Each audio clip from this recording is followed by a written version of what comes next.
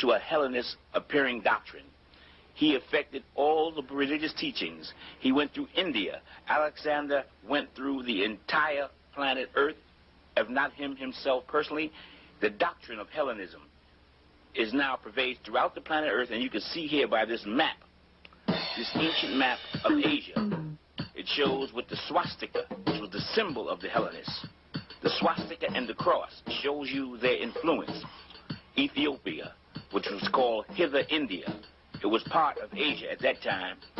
They separated it from Asia, and they show you the cross. Where you see the cross and the swastika is where the Aryan doctrine, the Hellenist doctrine, the doctrine to send people to hell, where they were influenced, where they had the strongest influence on the planet Earth. They were able to destroy all the true teachings. There's no one who has the 100% true teachings that's able to come out with the true teachings on the planet Earth today, because they have a penalty of death for them. This is further India, Cambodia, Sambo Judasia, the land of the descendants of Sambo, the original man. You see the swastika. The Asian religious teachings has always been under attack. The European Hellenists went from one part of the earth to the other with the primary objective of sending the people of earth to hell. The Hellenist swastika, that's what that means. They have the cross too for Christianity, the distorted teachings. This was started 4,000 years ago. This map is from 2,000 years ago. This book called the Book of God, I will explain to you what this book is about a little later. But right now, I just want to show you that what's in this book. It says the plain truth is that not a single sacred volume of the past is free from corruption. This book is explaining to you that all the religious documents in the West are corrupted.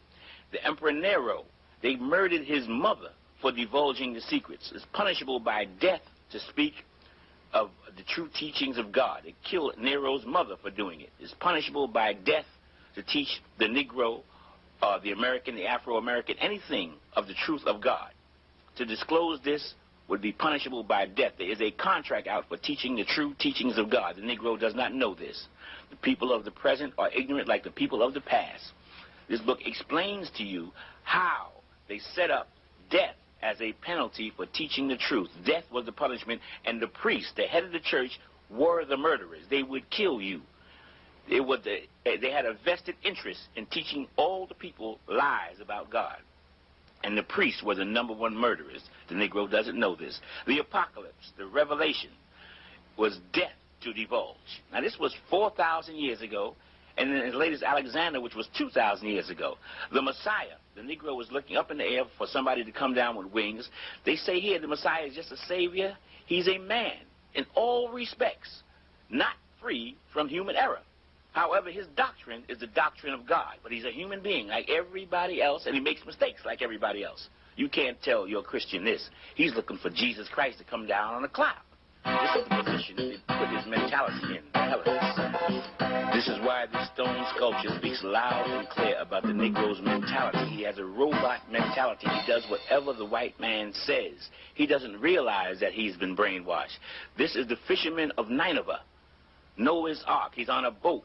This is Jonah trying to catch the Negro, to pull him out of the mental destruction that he's in. He's on his way to hell, but he does not know it. That's the Messiah with the net trying to catch the Negro. The Negro is on his way as a robot going to hell like a Frankenstein monster, but he does not know it. This is in stone. Look in your dictionary.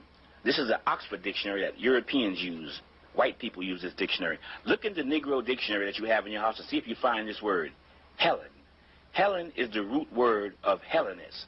Now look at the meaning of the word Helen, which they will not put in your dictionary. It says, of or belonging to hell. Helen is the root word of Hellenism. It's infernal, it's hellish. That's the meaning of the word Helen. If this word Helen means belonging to hell, then Hellenist or Hellenism is a practitioner of putting you in hell. That's what the Hellenist culture is about in this country, belonging to hell. Helene, a word that says the name applied to themselves. They call themselves this by all Greeks. It eventually spread to Italy and throughout Europe. They call themselves Hellenists. Why? Because their principal objective was to send the people of the planet Earth with their culture to hell. The Negro is to lead the way as proof by the Emancipation Proclamation, as you see here. the ultimate form of proof. Now, you have to remember when evaluating this document that the Negro slave could not read. He was not allowed to read up until his freedom when this proclamation was created. If he was caught reading, he was killed on the spot. So he had to read the symbols on this proclamation. This is how he read, by symbols. Slave master made pictures for the Negro, because if the Negro could read, he would get killed. So the Negro didn't read the words of the proclamation. The symbols is what he read. Symbols and pictures and images have always been the Bible of the ignorant. And you can see with the Emancipation Proclamation that the slave master fooled the Negro with symbols and images just like they do today with television and the movies. Now let's look at this document through the slave's eyes and see what Honest Abe really did for the Negro. Now, as you saw by the wicked treatment of the slave master and the spirituals the Negroes sang, that anyone who freed him would be viewed in his eyes as God. This was his strongest belief. Now, what does this symbol tell the Negro? He told him that a white angel, who he viewed as God, freed him. This is what Honest Abe told the Negro to believe. Honest Abe falsely told the Negro he would be happy and free, as that shows you right here. Again, Honest Abe tells the Negro to take your babies and make them love this white angel that freed you. This is the message to the illiterate slave. Honest Abe tells the Negro that he's going to get paid money. He never got paid during slavery. That was free. Honest Abe told the Negro with this picture he's going to have a beautiful home. The Negro was living in a shack at the time. With this picture, Honest Abe reminds the Negro that he's the one that gave him salvation, that they should pray to Honest Abe. This is what the illiterate slave saw. He told the slave that his children would get a wonderful education. That's what he promised the slave. That's the way the enslaved interpreted it. But he told the slave, you're going to still be working for master. Now, he wasn't going to lie about that. You got to work for master. And he reminds the Negro again to teach your babies to love the one who freed you. That's God in the slave's mind. This is the symbol of the 40 acres and a mule, which you never got. Now, let me see if I can unlock your mind when you see this picture. Notice the devil has chains. Why? Because the slave master knew that he is the devil. But he changed his appearance, and the Negro's brain was so devastated he couldn't figure this simple one out. The slave master was setting you free because he achieved his objective. And the objective of slavery was to send all Negroes and future generations to hell. You couldn't see it in 1865, but you could see it right now. The nigger, the serpent. They associated him with the devil to make you think the serpent was evil. But that's you. N-A-G-H. The Africans of Asia, the serpent gods. That's who you are, and that's who they show on the Emancipation Proclamation that was in slavery. But your mind was locked, and this is the serpent, the dragon, the nigger in Asia, the same symbolism. He knew it all the time. In ancient Egypt, these are the people they're talking about. You, the nigger. They programmed you to go to hell, the divine tribe, the divine people who would be enslaved in hell in America. The nigger, the serpent gods, your ancestors, were enslaved, their people, in America, and it's on the Emancipation Proclamation. You couldn't read it in 1865, but you can see it right now. Look at it. A 1993 slave could read this one. This is the teachings. Small portions of the Africans of Asia, but let me move on.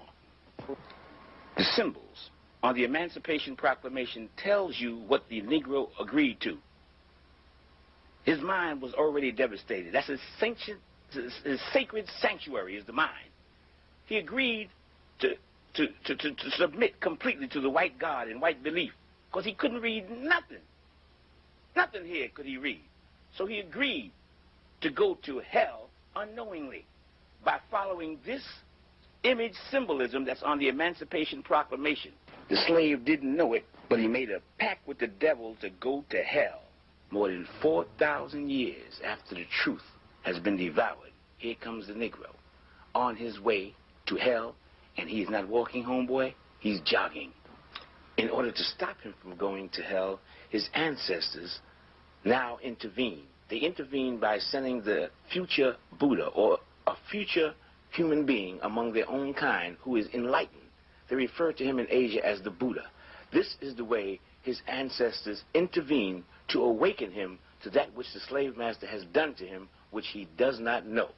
And this one who comes teaches him the truth. That's why